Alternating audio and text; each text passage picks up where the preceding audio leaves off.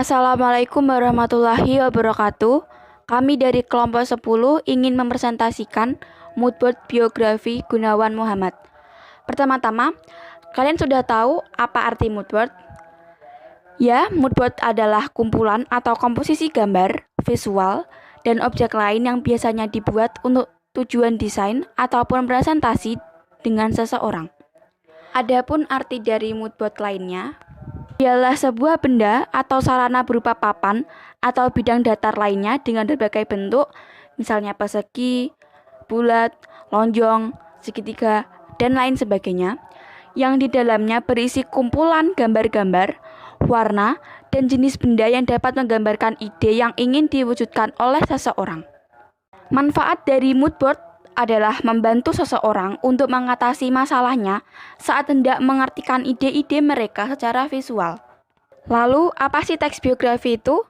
Teks biografi adalah teks yang berisikan tentang cerita suatu tokoh dalam mengarungi kehidupannya, baik berupa masalahnya ataupun kelebihannya, yang ditulis oleh seseorang agar tokoh tersebut dapat diteladani oleh banyak orang. Hal-hal yang dimuat dalam teks biografi. Ada beberapa poin penting yang umumnya dibahas pada struktur teks biografi, antara lain 1. Latar belakang keluarga tokoh. 2. Riwayat pendidikan tokoh. 3. Riwayat pekerjaan tokoh. 4. Prestasi tokoh. Dan 5. Informasi lain yang mendukung biografi tokoh. Lalu, apa saja yang terkandung dalam struktur teks biografi? 1. Orientasi atau setting. Pada bagian ini, penulis akan memaparkan pengenalan tokoh dan tokoh-tokoh lainnya yang berperan penting dalam hidup tokoh yang dikisahkan dalam teks biografi. 2. Peristiwa penting. Pada bagian ini, penulis memaparkan peristiwa-peristiwa penting yang dialami oleh tokoh dalam teks biografi. Peristiwa-peristiwa penting ini biasanya berkaitan dengan masalah-masalah yang dihadapi oleh tokoh dalam meraih mimpi dan cita-citanya, serta pemecahan masalah yang dilakukan oleh tokoh tersebut sampai ia berhasil menggapai mimpinya. 3. Reorientasi. Pada bagian ini, penulis akan menyampaikan komentar evaluatif atau pernyataan kesimpulan mengenai perangkaian peristiwa yang sudah dikisahkan dalam bagian sebelumnya. Reorientasi ini bersifat opsional, bisa ada atau tidak ada di dalam teks biografi. Sekian penjelasan arti moodboard dan teks biografi.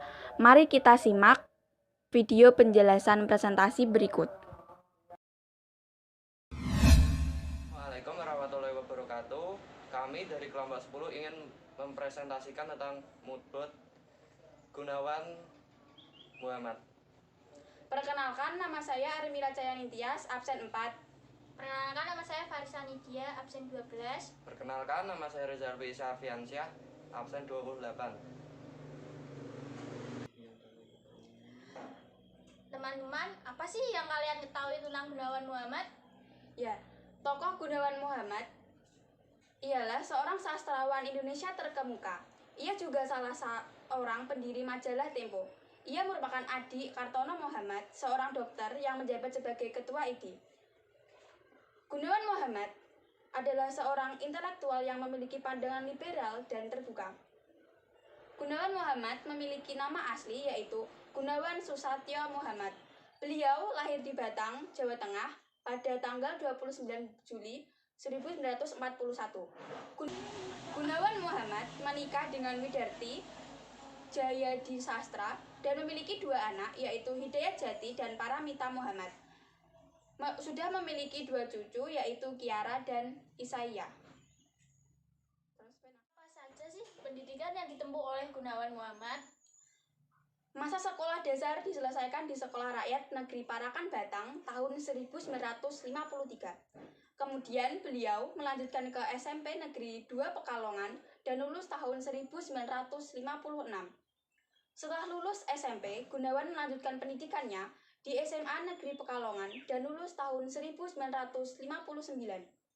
Selepas SMA, Gunawan mempelajari psikologi di Universitas Indonesia, mempelajari ilmu politik di Belgia, dan menjadi Nieman Fellow di Harvard University, Amerika Serikat.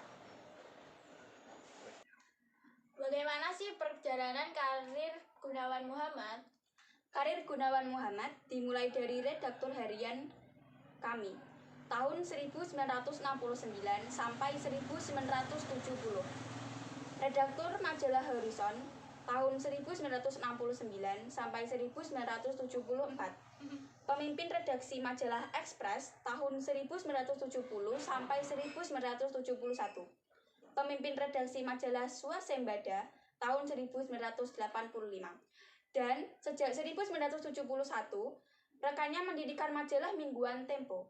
Jiwa kritisnya membawanya untuk mengkritik rezim Soeharto.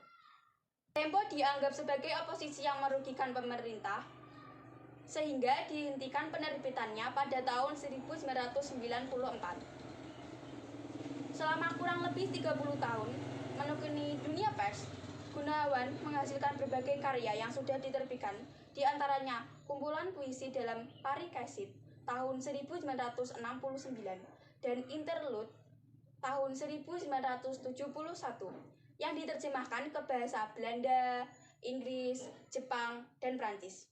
Sebagian esainya terhimpun dalam Potret Seorang Penyair Muda sebagai Si Malin Kundang tahun 1972, Seks Sastra, dan Kita tahun 1980, dan juga Catatan Pinggiran tahun 1982. Selama kiprahnya di dunia jurnalis dan sastra, Gunawan Muhammad memiliki beberapa penghargaan.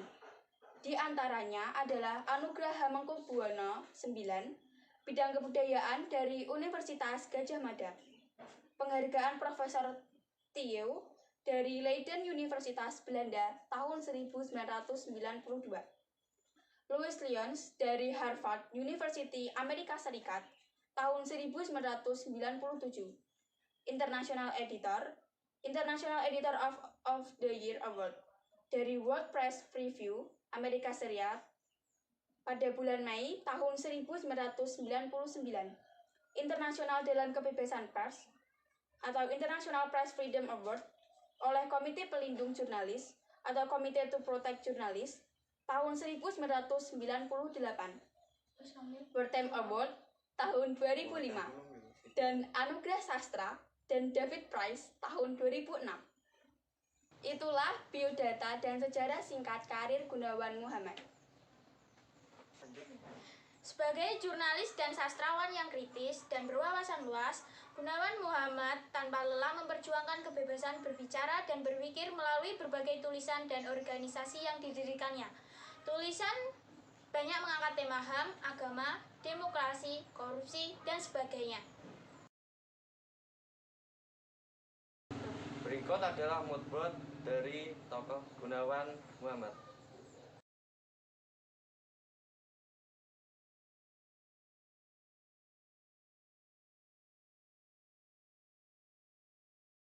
Sebagaimana tujuan teks biografi adalah memberikan informasi kepada generasi berikutnya mengenai seseorang dengan segala cita-cita, perjuangan, serta keberhasilan dalam hidupnya. Semoga dalam presentasi ini bisa menjadi pelajaran atau memberikan motivasi kepada kita semua, agar tetap pantang menyerah dan terus semangat dalam hal apapun. Karena pada dasarnya, berakit-rakit kita ke hulu, berenang-renang kita ke tepian, bersakit-sakit dahulu, bersenang-senang kemudian. Dan sebagai generasi penerus bangsa, kita harus menghormati dan meneladani tokoh-tokoh terdahulu. Jangan lupa untuk mencontoh hal yang baik dari mereka. Tetap semangat dan jangan lupa selalu mematuhi protokol kesehatan. Sekian presentasi dari kelompok kami. Mohon maaf bila ada kesalahan kata. Assalamualaikum warahmatullahi